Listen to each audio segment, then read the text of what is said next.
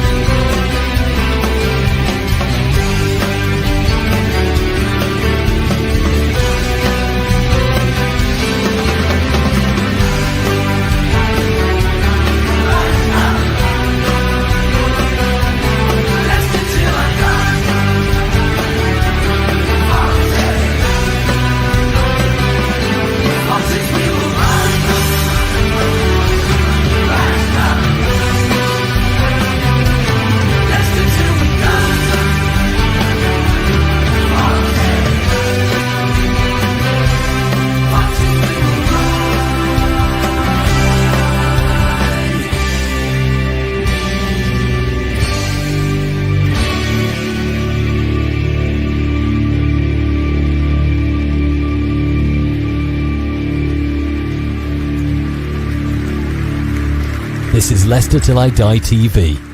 Watch and subscribe on YouTube and listen on your podcast platform. Hello, let's leave all the goods out because it's not a good evening, it's not been a good afternoon, it's not been a good morning. The night might be good yet, I suppose it depends what you've got planned. It's certainly not been a good day. A goodbye. Who knows who might be going? Let's just say a hello, like I say. Welcome along. One thing it certainly was not a good weekend. They do say it's the hope that kills you. It's all we seem to get with Leicester, isn't it? False hope. And we've got less than 5 hours of the transfer window to go. Let me just check something. No. No. Luton have made 8 signings. That's not Leicester. That was the L. And no, we haven't made any signings. Anybody? But the night is young. The night is young. It is LDID TV1 from Leicester Till I Die. It is the weekend review, merged with a little bit of transfer news as well. Let's get on with it. We don't have Tom with us this week. No, we have the extremely handsome and good-looking. I need to change that as well because I don't know why I've got that written down. Brad, this is it. Let's get on with it.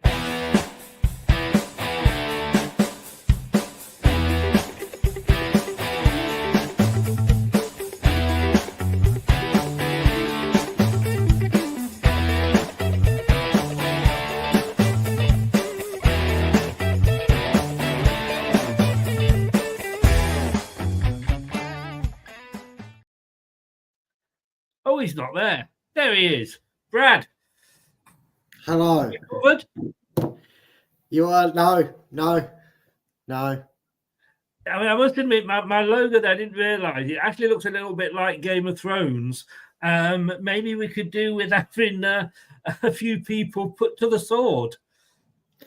Yeah, definitely, mate, because, you know how like some people around Christmas time, they get a bit glum, they've got reasons to not care for it or celebrate it, and to them Christmas Day might just be another day, or the birthday might just be another day. Well, the transfer deadline day is just a Monday to Leicester because someone must have forgot to tell the board and the people that are his backroom staff that we're supposed to be signing players that they promised Rude all of last month and 3 days of this month, Chris. So I don't know what we're doing this show about this Monday because it certainly can't be about transfers. Wasn't there a window recently when we only signed one player? There was a window. In fact, this time, not last year because the window had closed by this point, but this time 4 days ago and last year, we didn't sign anybody in a January transfer window because we spent 31 days pissing around over a 2 million fee for an Inter Milan midfielder. I suppose you could say we're ungrateful because we've actually been able to spend 2 million this window. I mean, we actually sold players to bring money in and we can't spend. But yeah. And look, I just It's a joke, isn't it? Really. No, the jokes are funny, Chris. This is depressing. I understand to a point that they're trying to stick within PSR, which is all I'm seeing from the Athletic, from everybody. Is all PSR. We've got to stick with PSR. If we go down to the Championship, which I'd put money on the fact that we are going to at the moment, especially with that bunch of clowns that were turned up on Saturday afternoon. But if we go down, we're not going to be coming back up for years. No, we're not. And can someone explain to me how PSR and the rulings actually worked? Because I'm pretty certain there was a massive statement on Sky Sports saying that no clubs were found of ill doing over the period leading up to this year. And we were in a fresh 3-year bracket where we can afford to lose, was it 150 million? So why are we struggling? Because I'm going out on a limb here, mate. I'm going up to bear with me. Where is it? Where's the bear? But I could be way off the mark with this. Archery's never been my good point, but I'm going to have a get there. 2 words that might be our problem. John Rudkin. Yeah. He's the reason Chris Wood scored 3 goals or whatever it was against Brighton, because he could have been doing that for us. Well, like you said earlier, we did used to have him at Leicester, didn't we? Yeah, and then obviously it's all Rudkin's fault that he's now scoring goals for Forest, because he left us to go to Leeds, to go to Burnley, to go to Newcastle, to end up at Forest. Yes. Can I just first of all say that picture of you on the right there? You look about 10 years old. I don't know what I did there. I don't know either. This one's a better one. This one there is a better one, isn't it, Chris? It is. That is a very good one. I think for that one, I used the site pedoyourself.com. Wow. But let's just catch up with a few comments. Prashant, hello. Anyone recovered from Saturday? Nope. John says, for God's sake. What now? Well, you thought the transfer saga couldn't get any worse, Chris. 1 hour ago, well, it was nearly 2 hours ago now, Dawson and Cody swap deal talks breakdown. Yeah, latest Sky Sports, Darnell Khan and Amber Satahu. Well, we're going to come on to that very, very soon, to be honest with you. So I haven't yet seen that bit, but we'll come on to that. But whether that's good or bad, we will discuss in a moment, because that's quite interesting. Let me just say, Andreas said hello. Rabbit Man said hello. John said just a blank sheet of paper. Hi everyone, says Ronald. Hi Chris, says John. Wayne says get your Dennis the Menace t-shirt on, Chris. Do you think I'm going to embarrass myself by putting a Leicester City shirt on?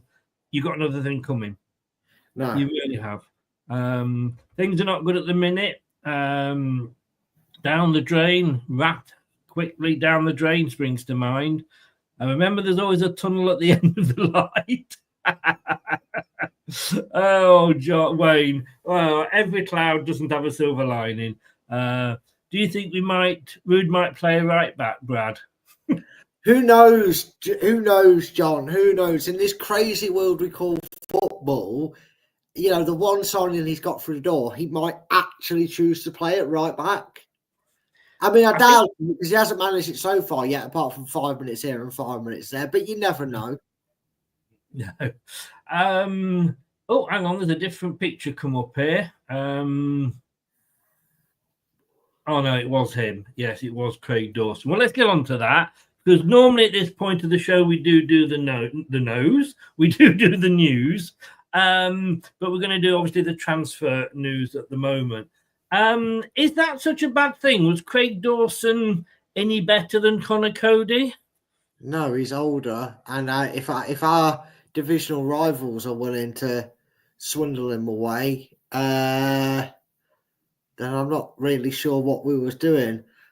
Personally, myself, I think Cody should get off his arse at Talk Sport and start being started more for us. But the fact that he's involved in was at least involved in a potential idea of a transfer. I feel like Leicester are just trying to con Rude into getting a signing through the door by swapping players because he wanted a centre back. But I think Rude would be smart enough to go, that still doesn't give me an extra centre back. That just swaps a centre back around. And Dawson's, I think, 33. 34. 34, so he's even older than I thought. I mean, look, you know my thoughts on what I think the team should be going forward with the centre backs and right and left back. Why bother? Humongous waste of a circus clown time. The only announcement I want to see, and I'd like to see it in the next 2.5 minutes, let alone by 11 o'clock, is Rudkin sacked by Leicester, Susan Whelan sacked by Leicester. Get the real toxic idiots out of this club that haven't got a brain cell. And then get someone in who's going to go on their hands and knees and beg Rude to forgive them for their lies and slander, telling them they had money when they have none, and hope to God we somehow stay up, and then in the summer we actually have money to give him and don't lie to him. Because otherwise we will be the Watford of the English Football League. It's an utter joke.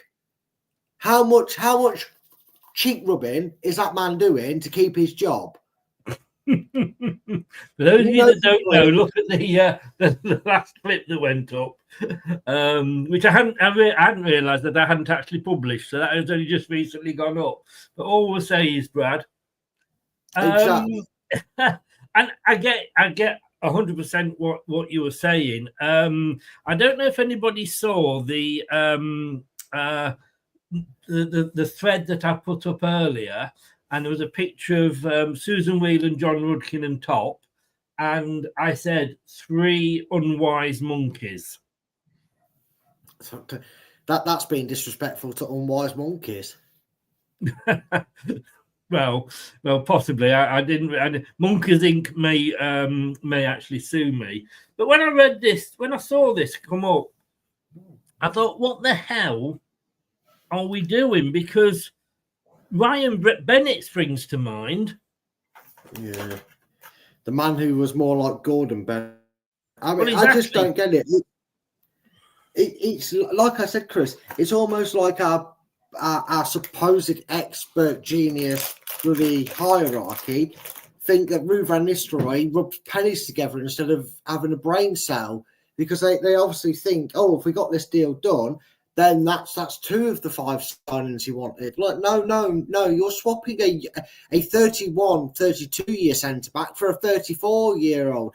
I don't know. Maybe it's a Manchester United thing, Chris. Maybe Ruud van Nistelrooy has the hots for old fogies. I don't know, because that's what he seems to want to get through the door. Allegedly. Can we please say allegedly? You can. You can if you must, Chris, because I'm just baffled. You know, for someone who you think would be on board with bringing in youngsters, proved that with his signing. Now apparently wants to do a swap deal and age up. I can say I just didn't get this. In fact, I've got to say there was a couple of Leicester channels that went on John, because this was obviously leaked by John Percy, who's usually on top of these things. He's one of the more reliable sources, along with HB and Heinz. And that was a joke, by the way. So I better tell you. And a few Leicester channels and Leicester fans have gone on there and went, I'd take that. And I'm like, what are you on? Desperation pills. Because it's been that biblically bad, Chris. I mean, what I want to know is, how is it every other team in this division has managed to do some kind of business, and yet, I mean, people will say, and rightly so, that we kind of shafted ourselves in the summer. Now, again, it's not his fault, but we paid £25 million for Oliver Skip, and I want to pay £2.50 for him. Right? We got the worst and most laughable loan deal in the history of loan deals. We're paying more than his value for a poxy loan, and we can't send him back. Because that could have been one thing, couldn't it, Chris? 1st of January, send Edward back. Let's go on a loan market, get someone in. That's all right. That we could have got a winger in on loan. We could have got a centre back in on loan. Might have been okay, but instead we allowed bloody Mick Bustin from Max and Paddy to stitch us up royally with his crap transfers. So that didn't help things. No. But ultimately the board take the blame, because you can't sack him and then say, well, we didn't want him in the first place. Well, why did you give him the fucking job? I have never ever in my life worked at a place or heard from anybody at a workplace gone, oh, we don't like this. Yeah, me. Yeah. But I've never. No, I'm on about the comment. Sorry. Oh, it's here, Wayne. Here you go. Right. But I've never ever worked in a workplace or heard someone from someone else's workplace go, oh yeah, by the way, hired this new guy to work at a place. Oh yeah, no, I didn't want him. The candidate. In fact, we had about 7 other candidates who were a lot better than him. But so why did you hire the crap guy then? Oh, well, we don't know. Yeah. Well, it gets worse. Sunderland offer for McAteer rejected. They've offered 8 million, going up to 10 million. And apparently we won't accept it because we haven't got anybody in to cover. But hold on. We haven't got anybody in to cover. That's not stopped the fucker playing a left back at right back, has it? I had a feeling I said the wrong thing then. Would you sell McAteer? Sorry, I wouldn't. I would. I don't think he's good enough for the Premier League. I don't think he's good enough for the Championship, to be honest with you. He's not shown me anything in the games in the Championship to make me think next season when we're in the Championship, he's someone we can rely on. I purely believe that a lot of people are blinded by the fact that he's a youngster. I wanted him to succeed. I just don't think he's good enough. Let's not kid ourselves, Chris. He's not 19. He's 24, the same age as Kieran Dewsbury-Hall was. Kieran Dewsbury-Hall made the most of his season in the Championship to get in the spotlight and get us back up to the Premiership. This guy isn't going to push Fatawu out of the starting position when he comes back, and he's not going to push El Canous out of a makeshift right back role. I would have snapped Sutherland's hand off for 8 million going up to 10 on promotion. I'm sorry. Okay. I know he's one of our own, but I just would have. No. Like I say, football is opinions, isn't it? Well, how can you be struggling with PSR and turn down 8 million? Apparently, we got out today. Well, what they said was there was nobody to cover. But I've got to say, listening to you there, Brad. Well, I don't believe it. No, I jest. Look, if I play this, please tell me who springs to mind when I play this.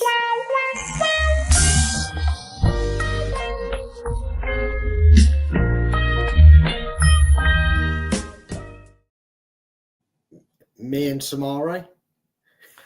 No, it was a previous lover of yours. Iheanacho? Kelechi Iheanacho, who looks, if he hasn't already gone, on his way to Middlesbrough. Oh, well, he was apparently linked with Celtic, and I thought that was hilarious because apparently also Jeffrey Schlupp is linked with Celtic. Jeffrey Schlupp is linked with Celtic, and good luck, Celtic. All right, probably it'll probably be like Messi in that league, won't he? But I mean, Kelechi, we need a striker. We may not have come back, but again, should we not have been in for him possibly, or would you not have brought him back?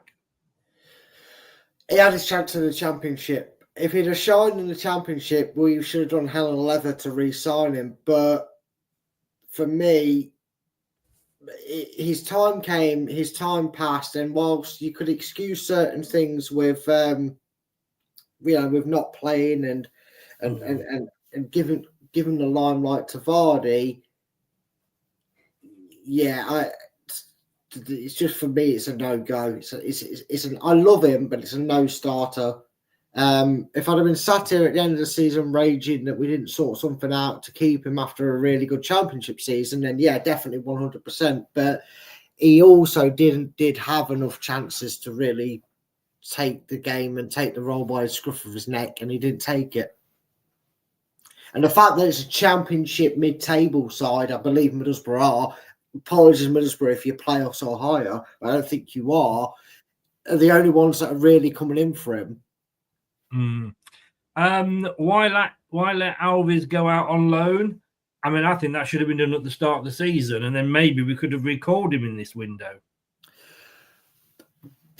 The thing is, sometimes with these youngsters, you throw them in the fiery pits of hell, which is what we're in right now. And I'm not, 2 points above safety, big whoop, want to fight about it because we're dreadful. We're going to get worse and worse and worse. We're going to get smashed by Arsenal, smashed by Man U, smashed by Brentford, all in the space of 2 weeks. So let's get a grip of ourselves, shall we? I think the best thing you can do is send him to Cardiff, give him 6 months experience in the division he's going to be playing in next season, and put him in the starting lineup next season. Because I tell you this much, they might have done it once, but they won't do it again. Pereira will be out the door. Wilfred Ndidi will be out the door. We'll probably lose Samari after redemption season. No doubt we will, because we'll be under a management plan from the EFL. Well, we'll see about that, won't we? I mean, we've managed to hire Sol Goodman from Breaking Bad as our lawyer, so he might get us to get away from it. But we'll see, because the EFL were annoyed at other things. Yeah. Time will tell if when we go down that's going to be the case. But I mean, if we don't have a transfer ban or anything like that, Chris, is relegation actually in hindsight the worst thing that could happen to this club if we get rid of 50, 60, 70, 80 million pounds worth of talent and refresh this group with youngsters like Alves and Braybrook?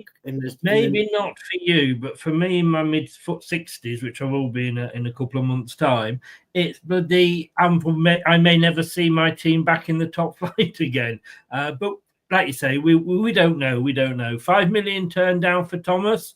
I mean, but then again, I'm not praying to anything, but the fact that we've rejected 5 million for Thomas, right? A bloke who failed twice on loan at championship clubs. In fact, he failed at the second worst Premier League side in history and then failed in a championship. I'm just gonna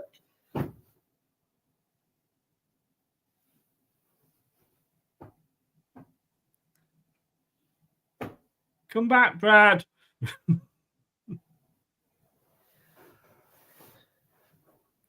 Top. Sack them. Whoever is turning down near on 13, potentially 15 million for 2 players that aren't cut enough to be good enough for this team in the championship, let alone the Premiership. Sorry, McAteer. Sorry, Thomas. I know you're youth products, but I ain't holding on that much love for you. Go away. Whoever you are, go away. Walk off in short, jerky movements, as they say. Walk off a short pier. Buenette's loan, it was talking about Brighton cancelling that. Now, apparently, panic not, Brad, panic not, because what the deal we signed for Edouard is apparently the deal that Brighton sold. So there's loaned him to us, the same deal, that he's played enough minutes to stay, which is obviously Edouard hasn't, but it's in his contract apparently. Now, if they want him back, they would have to pay a get-out clause, like we'd have to pay his loan off, I think, basically.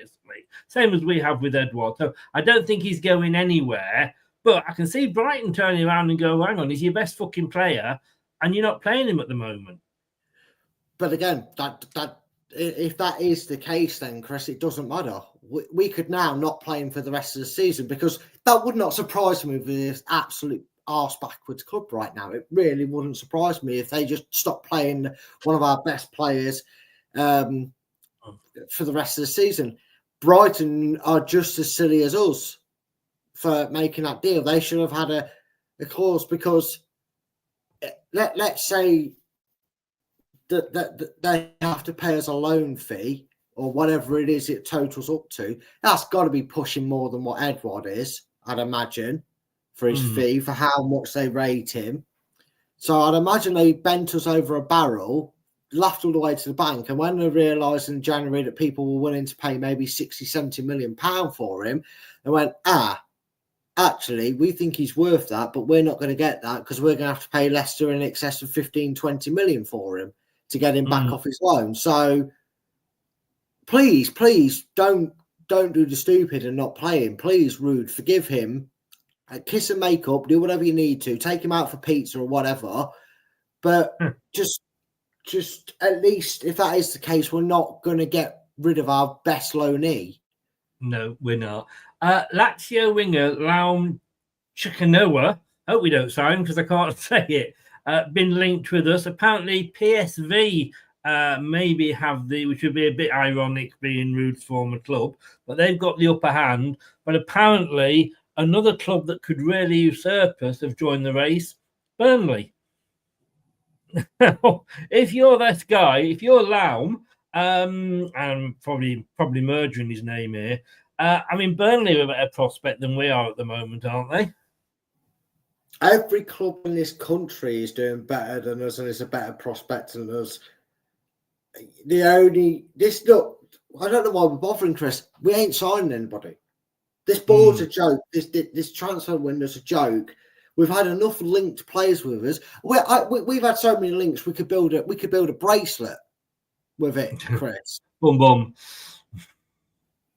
It's just ridiculous. I saw this, Chris, and I just went, nah. Yeah. Nah. You know what I mean? Because that's how bad it's got. You know, I remember when Sven was in charge and we got linked with Rivaldo. I knew it was never going to happen, but Ronaldo, Cafu, and players like that got linked with us, and I was like, oh, could you imagine? Hey, you never know, though, do you? You never know. They are in the late 30s. You never know. This guy comes along. I don't even care. It could happen at 11 o'clock. What? Because Leicester are classic for that, aren't they? It could happen at 11 o'clock, and I'll be watching a video going, nah, he's probably injured. Because that's just our luck. It'll turn up. It'll be like having a Craig David song on repeat, won't it? Twice, 7 seconds, 7 seconds. Yeah. Well, I mean, it'd just be typical of us to maybe actually get this bloke through the door, do a video at 10 past midnight, and it turns out just like Tom Cannon, we signed him with an 8-week injury, so he doesn't play till next year. Yes, it would be typical of Leicester. I've got to say, I've got Sky Sports on, so I will update you with any, and I'm sure Brad will as well, with any breaking transfer news as we go through the show. I would say whoever the Sky reporter is at the King Power, he's got an easy job tonight. That's all I'm going to say. I hope he's allowed to sit indoors and have a nice hot cup of coffee or something. Well, that's the latest transfer news, which is not all late for Leicester. We'll be back, and we're going to be looking at the weekend game straight after this. Subscribe to our YouTube channel now and make sure you never miss another upload. Leave a like now. Ring the bell and never miss another video. Just to remind you, we're going to be talking about 9 games tonight because, of course, Chelsea are hosting West Ham, who have made a few signings. Could say it about anybody, couldn't I? I mean, is it Carlisle, who are bottom of the bottom of League 2, have actually signed 11 players? Yes, they've sacked the manager, but they've signed 11 players. I mean, it's a joke. 4 hours, 27 minutes to go. A little bit different tonight. We're only going to be concentrating on one game. You know which one that is, and then we'll very quickly run through the rest of the game. So we haven't got any second or third game because I think we need to dissect this game. Brad, Everton 4, Leicester 0. The Curie nets after 10 seconds as David Moyes continues bright start at Everton. Look, we know he would never have come to Leicester. So let's get that. We should have got him. He would not have come to Leicester. He only went back to Everton because I think they were slightly above the relegation battle, but obviously he had the draw there, with having been there before. I mean, we were. If anybody saw the post-match reaction on Saturday, and it's about 2,600 of you have done, 2,600 of you have done, you'll know from mine and Brad's markings for the players. I gave Winks -5, you gave Dakova Reed -7.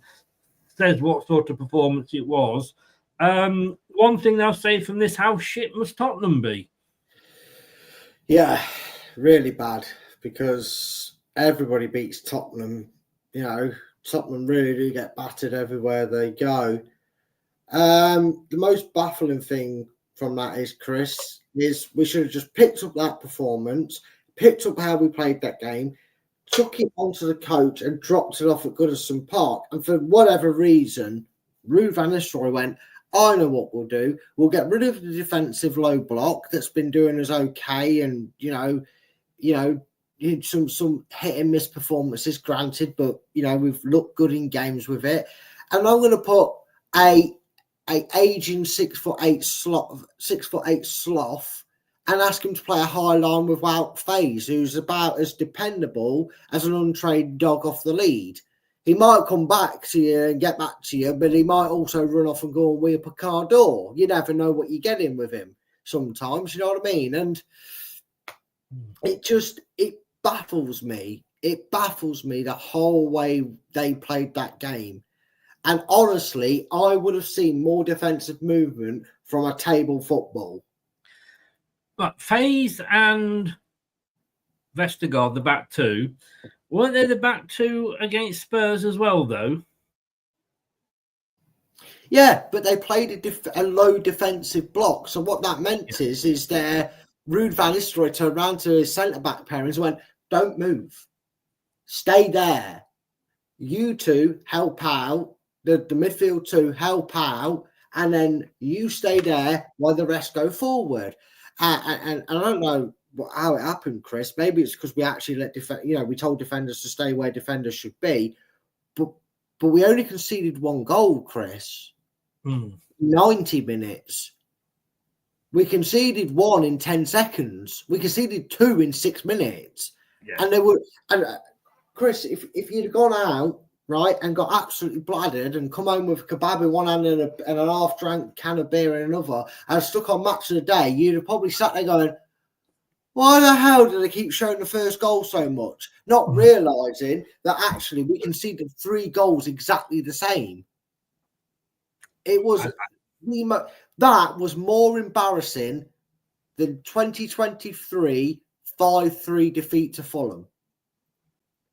You remember that game, Dean Smith? Unfortunately, I'm trying not to, but it is in there. It is in there.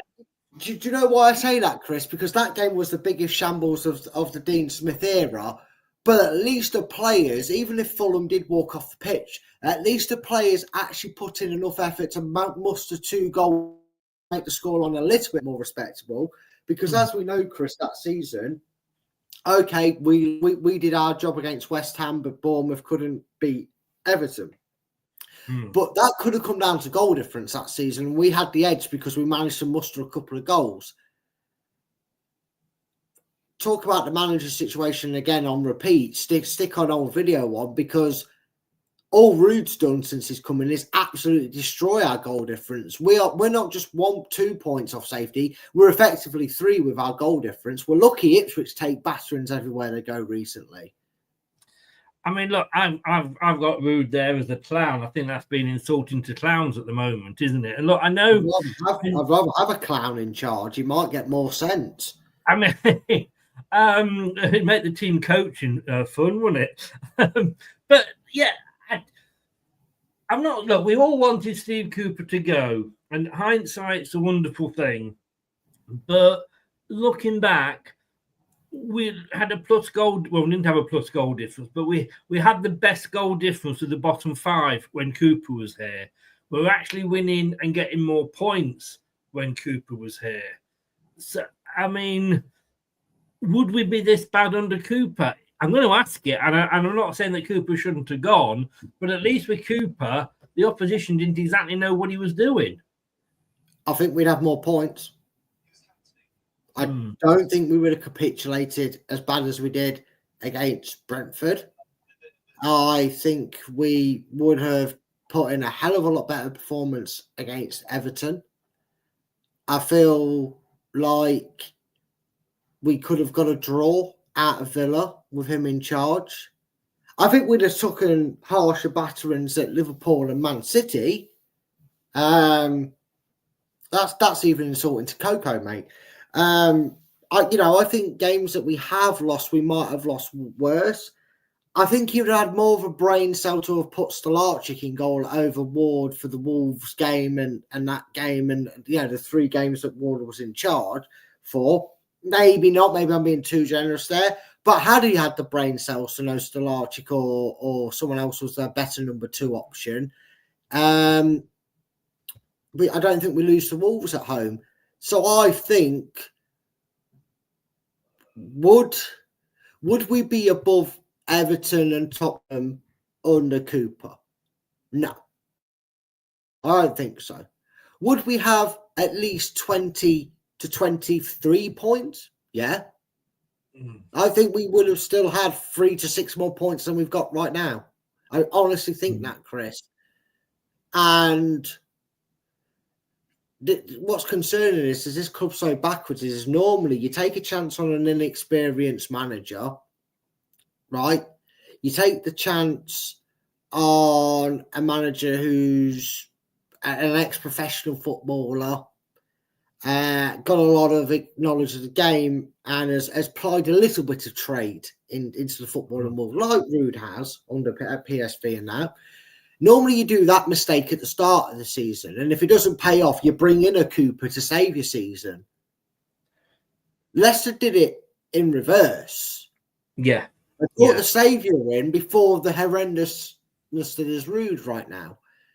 Ray says there, Cooper had a healthy Ndidi. Rude won games when Ndidi was healthy. Now, he didn't win games. He won a game. One game. And I seem to remember there's a lot of people, myself included, that wasn't overly impressed with Ndidi. No.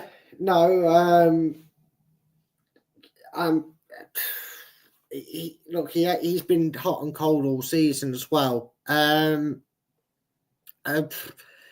thing is, I don't think one player makes all that difference.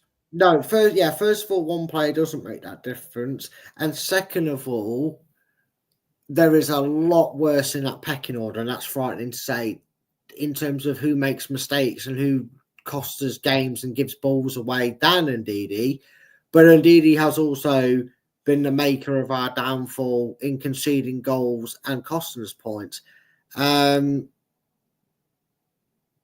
I just feel like you can't excuse one signing. That's Wilfred Ndidi with the greatest respect that Rude's without. It's not Lionel Messi. It's not Cristiano Ronaldo. He's not the Ndidi we had when we first signed him. I think. Yeah, exactly. It's not a Kevin De Bruyne we're missing. This is a lost a yard, lost confidence, and lost a bit of everything. Ndidi. Yes, yeah. I mean, Ray says here, I think it was a mistake to rush Mads back in goal, coming off Jakob's performance. And I commented that before the match. Would have been better with Mads starting in the cup. And I agreed with you, Ray. Ray won there. As a goalkeeper, I 100% applaud that because that would have been the common sense thing to do. Nobody, and I don't even think Jamie Vardy, and we've done this with Jamie Vardy before, and kind of worked with Vardy, I guess, but no player should just walk back into that team if they've come back from injury and the player that's replaced them is doing okay. Then why fix it if it's not broken? On the other side, why the hell are the same players still being picked? Because week on week, apart from Tottenham, they absolutely are shit. Yeah, it does baffle you. And like I said, there's one glaring mistake that Rude is definitely making. that a certain other Leicester manager made when we was in a crisis of relegation, but actually learned to stop doing it after somebody put an arm around the shoulder and said, maybe we need to stick with a steady team. And that was Nigel Pearson. Nigel Pearson kept changing formation, kept changing the back line. It was this guy, it was that guy, it was Tom, Dick and Harry at the back. Don't know what happened to them. They must have moved on. But you know what I mean, Chris? And and somebody put their arm around Pearson and went, keep it simple, stupid. Play the same team. Let's forgive Michael Crichton's wife for what she said, because he's a damn good player. Get him in your team and let's just stick with it. Let's die on this hill. 4-4-2 or whatever formation I think it was we played with. I think it was the Mike Bassett way, as I call it. And what happened, Chris? Did Leicester go down, or did Leicester pull off the greatest escape in Premier League history? I think it was the latter. I think you're correct, Chris. So somebody needs to do the same with Rude. I know, and what concerned me is a few weeks ago, which is why I very, very, very much doubt it will happen, Chris, is there was a correspondent. You didn't know I knew that big word, did you? There was a correspondent from the Netherlands who I believe was a journalist in the Netherlands, and he'd worked or learned a lot about Rude in his time at PSV. He said it's his way or the highway. And whilst he went on to go and say that could be a good thing for Leicester, because if they stick behind it and believe in his plan, it could well save them and get them going. I don't think that's going to work second time around. I think he needs to have a Pearson moment and kind of go, we've tried my way. We've really worked hard on my way. I'm gonna pull us off the highway, and I'm going to change things up, because what more does he need to see to realise that the style of play he's playing and the formation he's playing doesn't suit the collective narrative of our team? Yeah. Ray said there, one player doesn't make a difference. Tell that to Pep at Man City. With Rodri going down, it is literally bringing down a dynasty. Manchester City, Ray, I don't know whether you've seen the table at all. Manchester City are actually sat in fourth at the moment. They've won 12, drawn 5, lost 7. They are not been affected by the loss of Rodri the same as we've been affected, as you're saying, we've been affected by Ndidi. Bringing Ndidi, I mean, all right, let me quote you this then. Paul Gascoigne, good footballer, Brad? Yeah. One of the best? Yeah. Went to Burnley, and I lived in Burnley at the time, and I was lucky enough to go and watch him play. Did he turn Burnley from a mid-table team into a title-challenging team? I don't think so. He didn't, no. One player cannot go in and change everything around. Look, it's your opinion, Ray, but I completely disagree with you on that. And indeed, he wasn't that good at the start of the season that he would suddenly come in now and make us, mid-table. I'm sorry. And I would say that about any player. I put this was the one I was talking about earlier, mate. I put this up here. And this obviously wasn't at the weekend, although all three of them were there again. I presume that could be Top's brother on the left as we look at it. But you got John Rudkin, who looks like he just swallowed a wasp. Top, who looks like he swallowed 2. And is that Susan Whelan playing on a computer or something? I don't know. I don't know what she's looking at there. Maybe they're all looking at porn, because they're not looking at a game. Because if those three were looking at that game, they'd be going, we need to do something about this. And now I can tell you from a reliable source of the gentleman you can see in the background there behind Susan Whelan, just off in like a little black trench coat, it looks like he's my reliable source. Susan Whelan was not looking at the match. She was not looking at Pornhub, as you've suggested there, Chris. It's slanderous, and you should be ashamed for such a thing.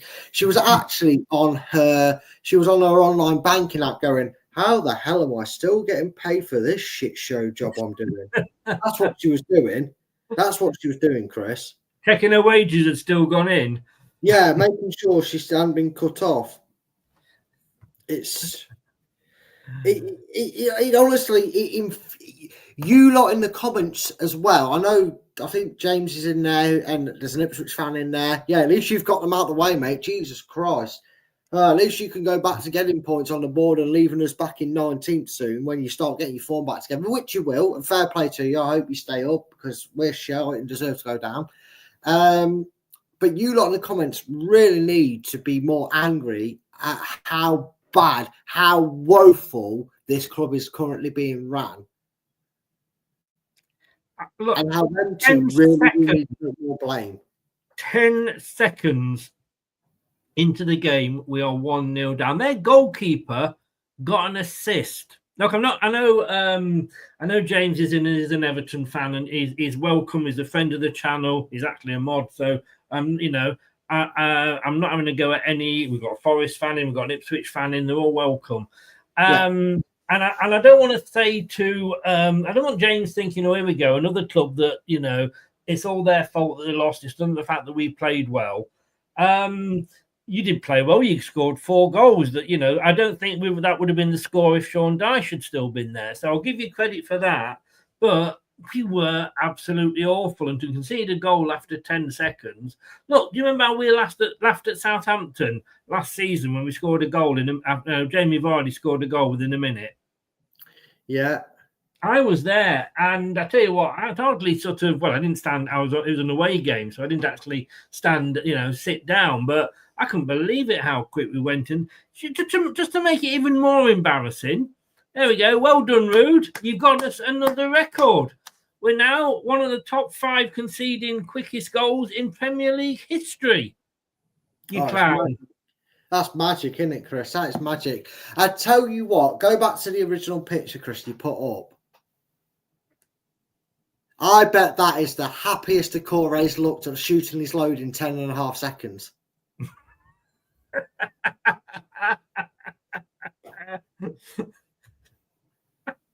Someone had to, Chris. I fished it out. You hooked it. You didn't realise you were on. I reeled you in. And I bet you, because I bet you he's never made that face before after shooting that 10.18 seconds, has it?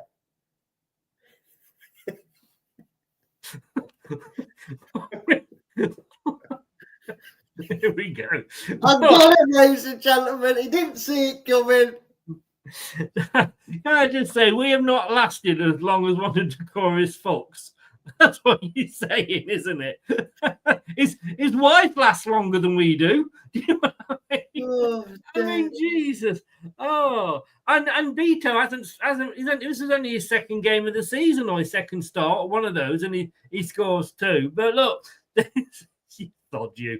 This is embarrassing, though, isn't it? I mean, really. Yeah. It's just shocking to have a stat like that up there. Thank God Shane Long did it even quicker. I mean, I feel sorry for his. Hey, we've still got games to go. We could still get to the. Bring it on. I tell you what, Chris, I used to when England played in the World Cup and the Euros with Southgate in charge, I used to sit there and watch us get the ball on like the halfway line and shout. I jokingly go, "Give it back to Pickford," because you knew that's what England would do. They'd get so far, realise they couldn't get there, and they'd send a 50-yard pass back to Pickford. Well, I tell you what, in the FA Cup or in every league game going forward, Everton fans are going to be like, "Give it back to Pickford." Because he'll be up for top assist award come the end of the season if he plays us anymore. Can I say, this may have changed, but up until recently, even though he hasn't played, and I want to say this for Ray's sake, up until about 3 weeks ago, and I don't suppose it has changed that much. Indeed, he was our top assist player with 4 assists. Pickford, a goalkeeper, is only 3 behind. That's I don't know what's more embarrassing, the fact that Haley's been out for God knows how long and still hasn't been caught as our top assister, or the fact that the goalkeeper officially is 3 more long balls kicks away from pinning for another assist. Oh, there is some breaking news. Are you ready for this? Go on. Under 21 loans are still possible. Oh, we're saved then, Chris. Oh, we're saved. We're saved. But, whoever we get in the under-21s, we'll never see them again. There was a rumour that we actually signed somebody called Gold One, Golding. Stick at the dump, whatever his name was. I believe we did. Apparently, we saw he's never been seen again. Paul, come on, mate. What do you think? But look at these. I know you don't like stats, Brad. I'm going to have to things like that. I'm going to have to go through these stats. I'm sorry. We had an expected goal, and I say I don't know what this is, but it's just this bad. 0.39. How awful is that? That's beyond awful. I mean, I played a six side on a Sunday, Chris, and I'm terrible at goal kicks. Let's just get that out there, just in case anyone who plays with me on a Sunday knows how bad I am at goal kicks. But I feel like I had a better XG on there than we did on a bloody. It's ridiculous. What a Premier League team that is fighting for its life. We had one shot on target. You know what? That one shot went on target, nearly got man of the match for me, Chris. And people are going to swear when I say his name, but he's the only person that has managed the whole shot on target for Leicester was Patson Daka. We had 3 strikers on the pitch. We didn't have a fourth because we left. We've just told Edward to go sit on a roundabout and wait till the end of the season. We had all 3 strikers on that pitch at any given time. Vardy, shots on target, 0. Ayew played left wing, granted, but still had a free kick. Shots on target, 0. Patson Daka, the useless donkey that even though I suggested we could exploit his pace and try and play him through, shot on target 1. One shot on target. I think the bloke's played 90 minutes collectively for this season, Chris. How many goals has he scored this season? 1. So now someone might tell me it's more than 90 minutes he plays. That's how little it feels like he's played though. But if it is 90 minutes or under, that means currently we have a striker that has a goal a game average in terms of minutes per goal. I can't argue, mate. I literally can't argue. Paul says, feel sorry for Van, not the man. I don't feel sorry for him. He's crap. And he's not earning the money that he's on, to be honest with you. Trashant said, it is heartbreaking to see how this club is sinking. We've had countless opportunities to be better and pissed all over them. And I have to say, I am now beginning to question, and I know you should always be careful what you wish for, but is Top up to the job? And I've got to say, I don't necessarily think he is, because all the decisions land at his door because he's the owner. And along with Rudkin, if he hasn't got the ball to sack Rudkin, then maybe Top should go himself. Just saying. This is the table at the bottom. We'll have a quick look. We'll look at the full table later. This is the table at the bottom. 17 points. The most points we can now get, I believe, is 42. It was 45 before this game. It's 42 is the most we can get now. I don't think we're going to get 4 points between now and the end of the season. The only thing that could save us, Brad, is the fact that the last few games, I think of Southampton, Ipswich, possibly Wolves, I don't know. But that's presuming that all those other teams don't go on a bit of a run before then anyway. No, they're going to go on a run, Chris. They're going to be going on the run, and the way it's going, the way this season's going for us, Chris, them 5 games will all be dead rubbers because we'll have the only thing we'll have next to our name will be either number 18, number 19, or maybe number 20 if we allow Southampton to go on a little bit of a run. And we'll have a little letter of the a big capital R next to our name by the time we play Bournemouth, Southampton, and Ipswich in the run in at the end. Do you remember we thought that was going to be great because they should be down at the bottom of us? Where are Bournemouth and Forest in the league, Chris? It would have been less embarrassing had we had a points deduction. At least we could have blamed that. Thank God we didn't, because we'd be on 7 points and looking like breaking Derby's record right now. Because I wouldn't back us if we had 7 points, Chris. I wouldn't back us to get up to 11 or more. No, I agree with you. But at least at least we say, well, it wasn't the team's fault. You know, it was the points that we deducted. I don't know. I just don't understand, Chris, how a team could get out of jail financially twice with their lawyers and still can't spend anything to fix it. Honestly, I really literally 4 hours exactly to go. 4 hours and 8 seconds. No, 4 hours and 6 seconds. No, 4 hours and 4 seconds. Yeah. We are going to do absolutely sweet fuck all. This clause is a joke. If we're going to gamble on trying to stay up this window, right? We can't get any Premier League loanees, right? Okay, we've got no loanees from foreign countries, right? When we signed Fatawu, and I believe we had something similar, and I'll bring this up again. When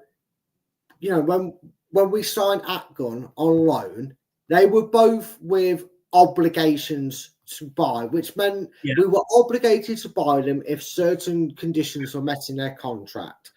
Now, before big European giants came in, who they may have stolen the transfer from underneath us anyway, why weren't we with Wimmer, who's the guy from, was it Wolfsburg, who we were very heavily linked with by several German outlets. That's why I'm using this one as a condition.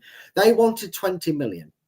Now, if you're going to tell me, despite everything we've done, we don't have 20 million to spend on a player, fine. Something really is wrong, but okay, right? Why didn't Leicester go, we desperately need it. We will sell everything we've got to get it, because if we go down, we'll get parachute payments. We'll fight the charges. We'll sell a load of stars, and we'll make the water up anyway. Why didn't we turn around to Wolfsburg and go loan, mandatory, £25 million fee? Before Juventus and I could start sniffing around him, get him here, get him in, get him on a loan with a mandatory £25 million fee, and have some kind of get out clause where we don't pay it if we got relegated. Can I say 2 words again? John Rudkin. Did we say it at the same time? Probably, I think we did. Because I didn't see your reply. I mean, it's absurd. And of course, Ben Chilwell's gone to Crystal Palace. Not saying that we should have him back, but we can't even raid Chelsea. And they're trying to sell off the team. They've called, they have to, in fact, that's a good point you make, Chris. Their striker that we were linked with at the start in the summer for Fofana, not that one. Not that David Fofana. He's just been called back, by the way, off from loan. Exactly my point, Chris. Now, wouldn't it be great if we was able to send one of our loanee strikers back that we don't use as a donkey, and maybe turn around to Enzo and go, chuck us a bone, mate? Oh no, wait, we let an idiot run the asylum from the start. Aston Villa signed Marco Asensio from PSG on loan. Who have done what? Aston Villa signed Marco Asensio from PSG on loan. Well, that's to replace John Duran, isn't it, for them? That's a good sign. Yeah. Right. We'll do the rest of the games after this. Hello, Matt Elliott here. Hi, Alan Smith here. Hey guys, Ian Hume here. Hi everybody, Jerry Taggart here. Be sure to watch Chris and Leicester Till I Die TV for all the latest Leicester City news and information. You can also subscribe on YouTube and various social media channels for the latest updates and news on Leicester City Football Club. Come on, you foxes! There we go. Even that doesn't get me going anymore. Second game we're going to look at, Brad. So we'll rattle through these. If Rabbit Man is still in, he wasn't happy on Saturday night. You know your team's bad when you lose to Southampton and can't get 3 goals in the last 10 minutes. Yeah, which, funny enough, Chris, is what we said about our previous relegation season when we failed to beat Southampton. I believe they were your exact words you echoed in both games. You know it's bad when you can't beat Southampton. And I feel sorry for Southampton fans because they must be sick of hearing that every year they come up to the Premier League. But that has to be a real sucker punch blow to Ipswich this season, because they could have. It feels like they've just had to happen to them what's happened to us. They rode the wave of that, return of dodgy fixtures where they had Liverpool and Man City and they got the stuffing kicked out of them. At least it's out of the way for them, granted. And then they go and play Southampton at home. Not even at St Mary's, where they actually got a 96th minute equaliser to save their skin there as well. Otherwise, Southampton would currently be tying with Derby on the record if it wasn't for that goal, Chris. That's our only saving grace, that we might not stay. If we're going to go down, at least it'll be 18th, because results like that could be detrimental to Ipswich this season. I still think that they would have been above us and equal on points with Wolves. Well, yeah, exactly, Chris. So, if we've got any shred of hope of a miracle, and it'd be an undeserved miracle right now, unless something really dramatic happens between now and the end of the season, it's a result that gives us some hope that we might finish best of the worst, if you will. Yeah. Yeah. Oh, yeah. Jeffrey Schlupp has joined Crystal Palace. I've just seen that myself there now. Yes. No, they just joined Celtic. He was at Crystal Palace. Well, we could have got him in on. No, wait, he's at Crystal Palace. We can't. No, well. No. We could have bought him back. But yeah, that was a poor result for Ipswich, I'm afraid. I suppose for us, it was probably the best result for us, though, wasn't it? It was in hindsight, and it was at the time before, obviously, Wolves showed us what you do against teams that play the high line in Aston Villa. But yeah, it was like, we've got away with it. Obviously, that didn't last throughout the night because of obviously what Wolves did at Villa Park, but It gave us something to kind of go, teams are going to let us off the hook again. But I mean, like they say there, they're getting a goalkeeper. I was going to say that they're signing a lot of players, Ipswich. They signed 3, haven't they? This will only be their 3rd. Yeah, but they've also signed a lot of players in the summer, didn't they? Yeah, they're almost like a mini. And no disrespect, Rabbit Man, but they're almost like a mini Nottingham Forest. Well, yeah, but I think for the exact same reasons Nottingham Forest made a load of signings, Chris, that they came up on a lot of loan deals, didn't they? I think they had some experienced players, and I think they had a few players on their books with their amazing journey, by the way, Robbie. You had a Rabbit Man, you had an amazing journey, but you yourselves would know better than we would that you took that journey from League One to the Championship to the Premiership, and you had a lot of players that were still there from your League One days. Yeah. That you had to replace in the greatest respect to them. Just to sidetrack a minute, everybody says I only ever mention the prediction league when I've done well. So far, before tonight's game, I've got the magic total of 1 point. My only saving grace is that so has Brad. Yeah. Wayne's got 4 somehow. Yeah, he basically got 4-1 right in a game or something like that, didn't he? Oh, he got 3 correct outcomes, but he didn't get any correct scores. but Manchester City let us 2 down. But Ipswich, Southampton. You went 1-0 to Southampton. Only point. That was your only point. I actually went to Rabbit Man. I went 2-1. You fucked it up for me. You really did. Wolves 2, Villa 0. Matthias Cunha seals win that takes Wolves out of the relegation zone. Ollie Watkins is injured. Can't trust the Brummies to do anything, right? Can you? No, you can't. And this has been coming. Wolves have been a bit unfortunate in results. They definitely look like they've turned a corner. And in a blink of an eye, Chris, they could be up there with, I don't know, it sounds ridiculous to say up there, but they could soon be out of sight like Everton and Tottenham are from us as chasing pack. Indeed. It was a shambolic performance. You went 2-1 to Villa, and I went 2-2. So I should get half a point because I got one of them right. No. If that's the case, I should get 3/4 of a point for getting 2 for one side and just get it the wrong way around. Look, nobody saw this coming. On the back of a 5-0 hiding last week, which nobody saw coming, a 7-0 beating of Brighton and Hove Albion, who are doing a very good impression of a new bride's knickers on her wedding night. They are coming down so quickly. And Forest, I mean, fair play to them. How do you respond to getting beaten 5-0? Go out and win 7-0. They are the first team in Premier League history that's lost by 5 to then go and win the next game by at least 5. I mean, credit to them. Rudkin's fault there. Chris Wood for the hat-trick. Should be playing for Leicester still. Rudkin. Bloody Rudkin. I know, right?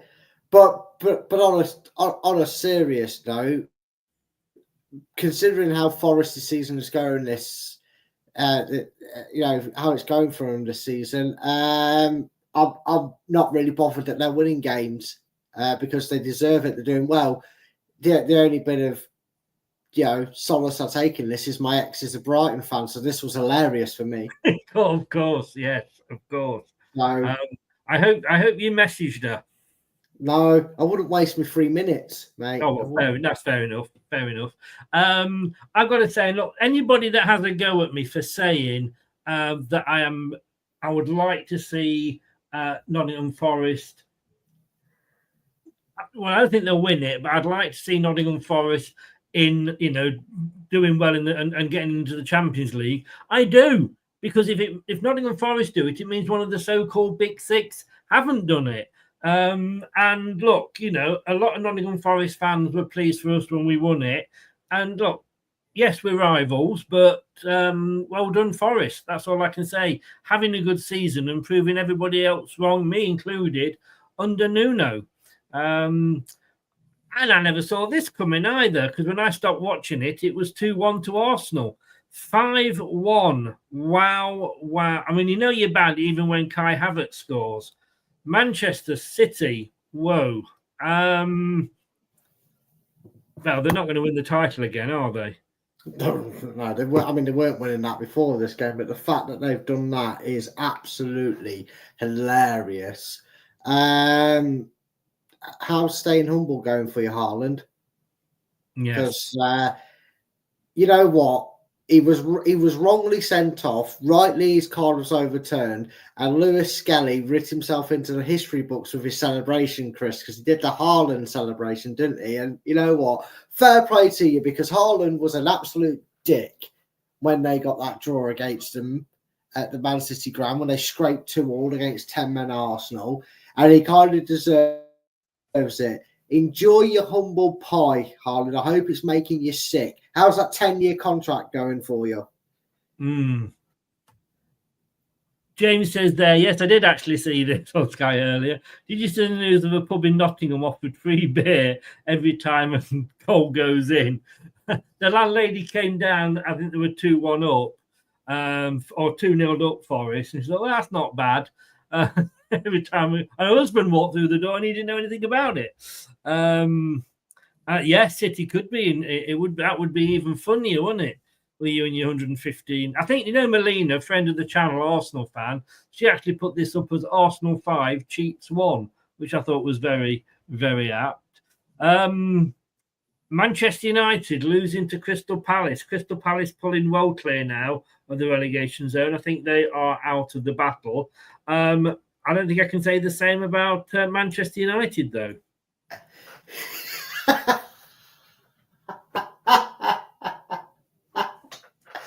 And they thought Ten Hag was shit. And they thought Solskjaer was shit. And they thought David Moyes was shit.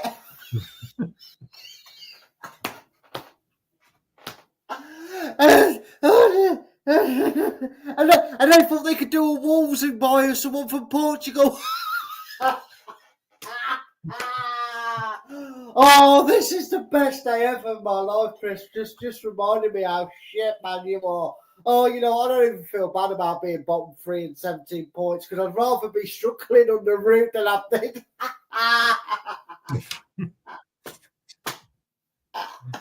Oh, we're a top 6 massive club. You can't even be top 6 in the championship.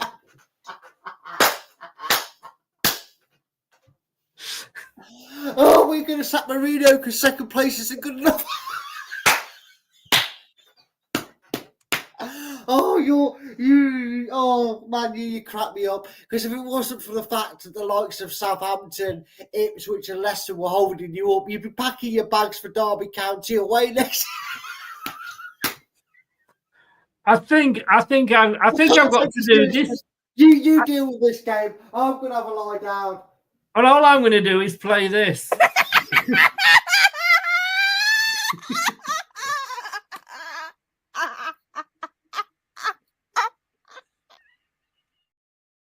Oh, good. Oh, bless her. Bless her. That's a Man United fan laughing as well. I'm actually, you know what?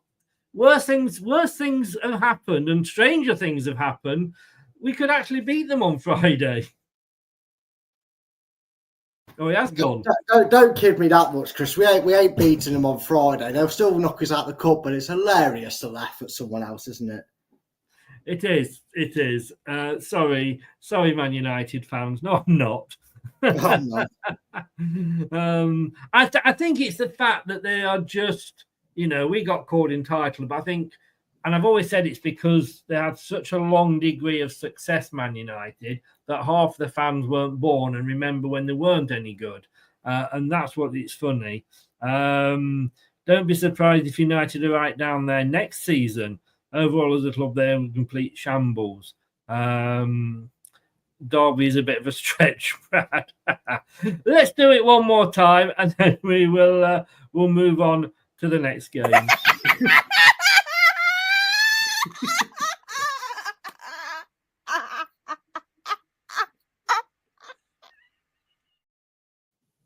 Tottenham managed to win. Oh my God, it's a miracle. Did Brentford not turn up? Is that what happened, Chris? I've got to say, Tottenham, and I did actually watch a lot of this game. Tottenham actually went ahead because it hit. For some reason, it was a case of their Brentford's goalkeeper did, what do you call it? He did a Danny Ward. That's it. Oh. He came for the ball. There's no way that he could have shouted for that ball because he went up for it. Two of his defenders went up with him, which meant that he couldn't get it. It hit the back of one of the defenders' shoulder and went in the net. Oh. Brentford were then like the Zulus in that film Zulu. They were throwing everything. They were going at the Tottenham, and you could just see what was going to happen, and it happened. Tottenham just waited and waited and waited and got the break and went 2-0 up. Brentford have been so good. They're so good at home this season. They played out their skin. But like I say, again, they did a Leicester. They threw everything at them. Were on top for so long and then lost it. They lost it. Yeah. I mean, every dog has its day. Every race gets ran, and Tottenham, unfortunately, weren't going to keep losing games as hilarious it would have been. But it's typical, isn't it? That would have just kept the mood going if Tottenham kept losing. I mean, how crap would you be if you're losing to Tottenham, eh, Brentford? Come on. Exactly. This was a surprise for you and me, Brad. Every game was a surprise except the Leicester one. Newcastle won, Fulham 2. Magpies could have gone into the top 4. They didn't. Fulham. This was like the Fulham that played us, wasn't it? A really good 3 points for them. Yeah, you know what, Chris? After about what time was it? It was about 7 minutes past 3. I took my phone downstairs with a really shit game going on it. I was watching it for the sake of this channel. I went downstairs and I sat and watched the Newcastle game with my housemate because he's a Newcastle fan. And even he admitted that Fulham really did deserve the win because they were all over Newcastle. Newcastle, they did a Leicester, passing into nowhere, under-hit passes. Fulham got on top of them. And Newcastle just never looked like getting going after they scored. It was almost like Newcastle heard the full-time whistle when they took the lead because it was pretty much all Fulham second half. So yeah, it was a really good result for Fulham. That you know, they were sort of back to their best as they've shown at parts this season. I think that's what Fulham fans have come to expect with Marco Silva. It's been more of a loftier coin toss with what Fulham's going to turn up for them this season, to be fair. But it was a really good performance and a very well-deserved win because you ask us when Leicester were looking like next picking up a point, let alone a win, you were looking at Newcastle's recent form thinking, when are they going to drop points? And then all of a sudden, bam, Fulham turn up and stole a march of them at St James's Park. Agreed. I'm going to, in fact, I'll come on to that afterwards. Liverpool, for once, this was a scoreline. I mean, you went on this one. You went 2-1 to Bournemouth. I actually went 1-1. Bournemouth let us down here. Yeah,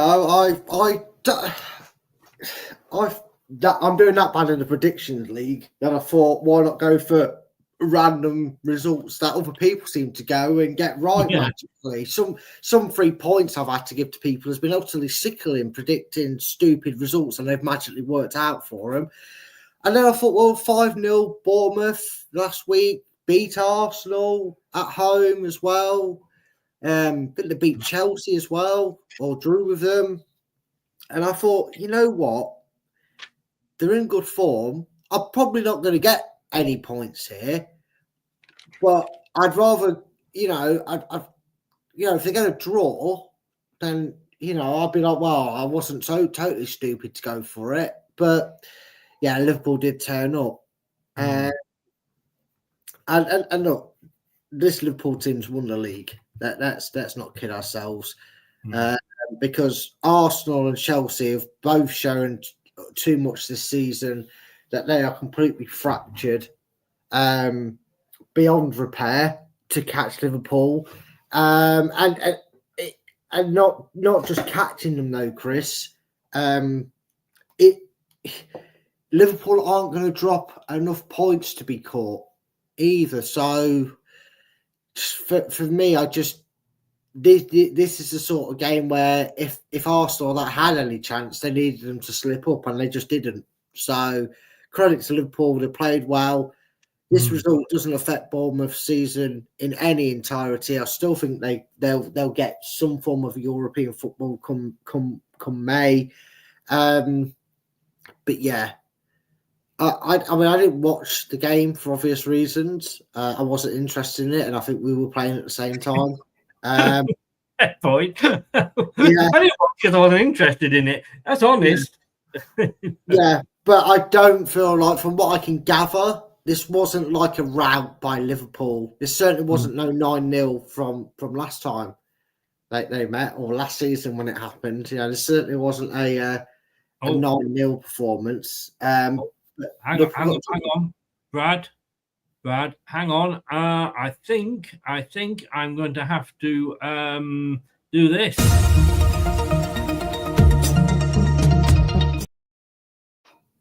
Yes, breaking news. Quite right. Leicester City haven't signed anybody. Just thought I'd update you with that one. Sorry.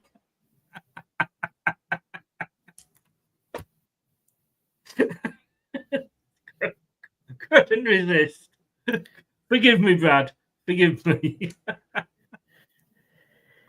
Oh, dear. If you didn't laugh, you'd cry, wouldn't you? I'm doing both, mate, right now. Right, here's the table. Like you say, it's Liverpool's to lose, presuming that they beat Everton. Agent Ancelotti would argue that they won't do that. I think they will. Forest in third, Man City in fourth. I mean, Forest, look at that. 6 points clear of Manchester City. I mean... Yeah. I wonder, Chris... Yeah, and I know, thankfully, that flame has died out that they're doing a Leicester, which I think was disrespectful. They're doing something brilliant, but they're doing a Forest. They're not just doing a Leicester, they're doing a Blackburn like we were told we were sort of doing, even though people shut that down as well, because Blackburn obviously actually at the time spent a lot of money to win that league. They're doing a Forest. But I wonder if they'll get the same criticism come the end of the season where they'll say, "Oh, well, that's because Chelsea didn't turn up, and that's because oh, for God's sake, yeah, and still Archie in a double swap deal for Danny Ward getting a 10-year contract." Yes. I just wonder, Chris, if say they finish third or fourth this season, which they're looking on course to do, I just wonder if. When Leicester won the league, it was great. And then a couple of weeks later, it was, none of the big six turned up. Well, is that going to be the case if Bournemouth finish fifth ahead of Chelsea? Is that going to be the case? Yeah, I think it would be. I think it would be. Because, when we won it, Spurs imploded. Arsenal had an Arsenal, let's be honest with you. They were quite possibly likely to finish fourth. Well, they managed to finish second in the 3-horse race. Well, exactly. Klopp came, it was his first season, so he was still settling in.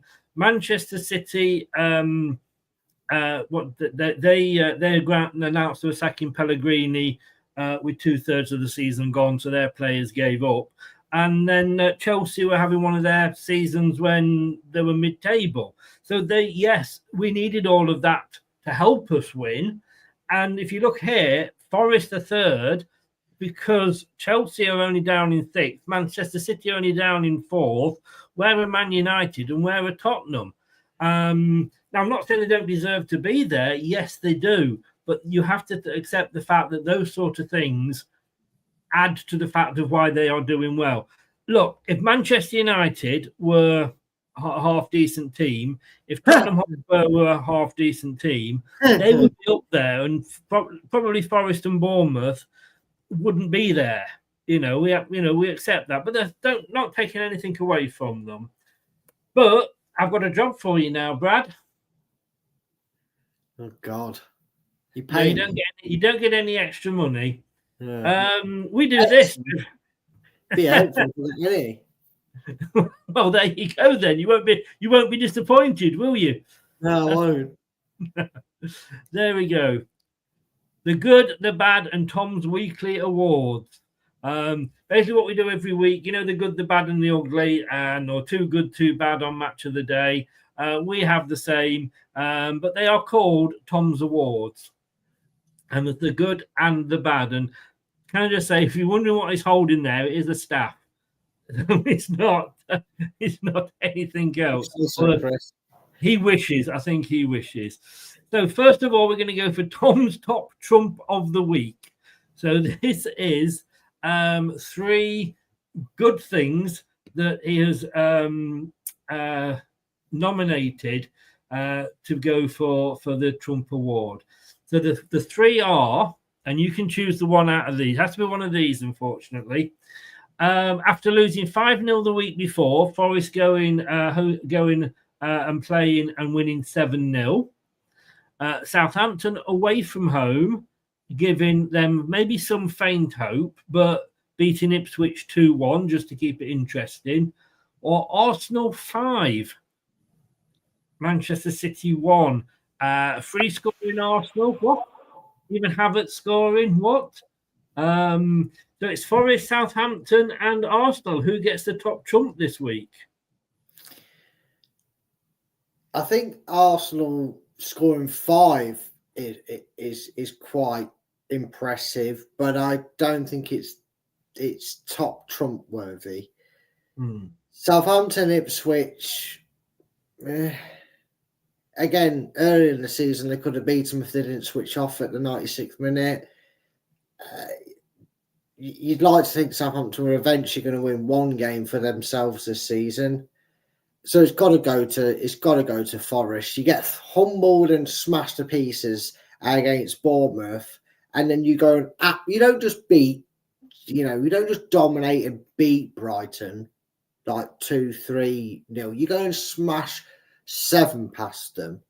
You're not talking Brighton under Graham Potter down in 14th. You're talking a Brighton team that are up there. You're talking a Brighton team that are causing their own stir and haven't really conceded that many goals in games, to my knowledge. They're quite good at keeping teams out, and they've got to smash 7 from. There might be local rivals, but I top my hat to them. It has to go to Nottingham Forest. What I always do is you are the one that's picking it, so Nottingham Forest win it. I would personally, and that is an amazing scoreline. I've got to say, it was between Forest and Southampton. I would have probably given it to Southampton purely because they've been so bad. So to actually get that win against one of the relegation rivals, but it goes to Forest because that's your decision, sir.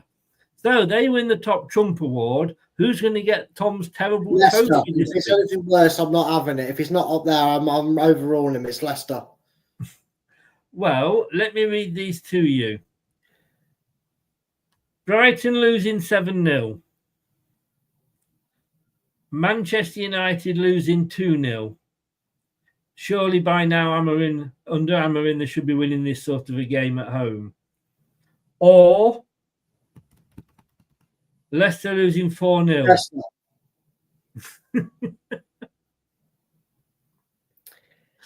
Oh, it's the first award I think Leicester's actually won this season. Yeah, great. Well done. Rude can have it on a photo, for the season. Yeah, well done. It's the easiest award I'm going to give. I know Brighton conceded 7. You can have a freak performance. It doesn't really affect their season. They'll bounce back. We were humiliated and had our pants yanked up and down in the first 6 minutes, let alone the rest of the game, Chris. So, yeah, Leicester. Well done, Leicester. You've won something this week. Even if it is Tom's terrible trophy. Just as we're going to end it and round it up, no transfer news, except there is a Tottenham defender that's been injured. Don't forget that if you prefer to listen rather than watch, all of our shows, bar the watch along, are all available on your favourite podcast platform, whichever that may be. And if you'd like to follow us on Instagram, if you'd like your news to be updated in picture form, there you go. Just copy that QR code and you can follow us on Instagram. And same with the TikTok. We're trying to get as many TikToks as we can. Are you on TikTok, Brad? I am, but I think I've been allowed to go live on TikTok. So you poor sod. We may be doing 1 or 2 lives on there soon as well. Next week, the weekend review will be not around because it will be the Manchester United FA Cup, which we're playing on Friday. Are you free on Friday night, sir? No, I am not, I'm afraid. No, I completely forgot we were still in it, and I have made plans prior to that arrangement. It's not that bloody woman of yours again, is it? I've made plans prior to that other arrangement. What? I was I've said to you before, do you not know that saying, bros before hoes?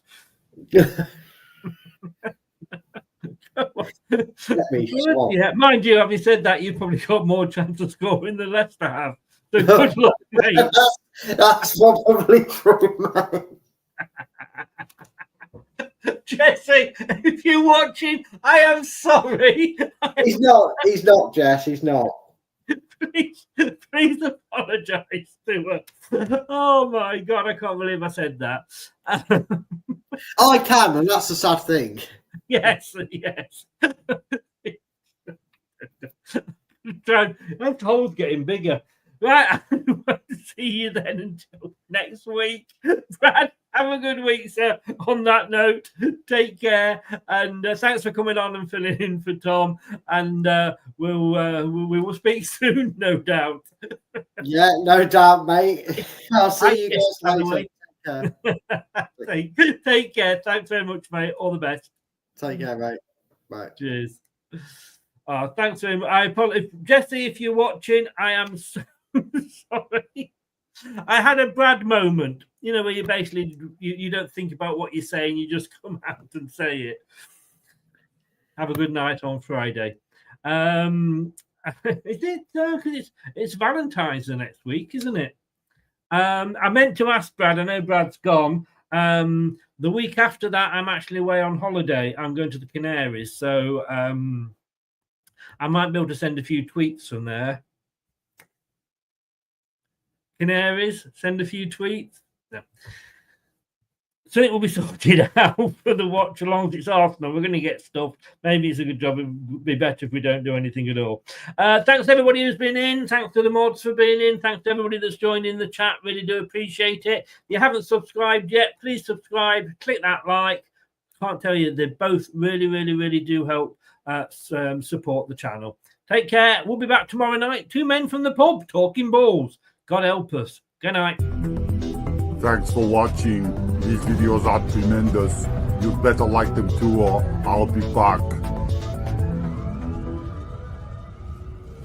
This podcast is proud to be part of the TalkSport Fan Network. TalkSport. Powered by fans. That will conclude this evening's entertainment.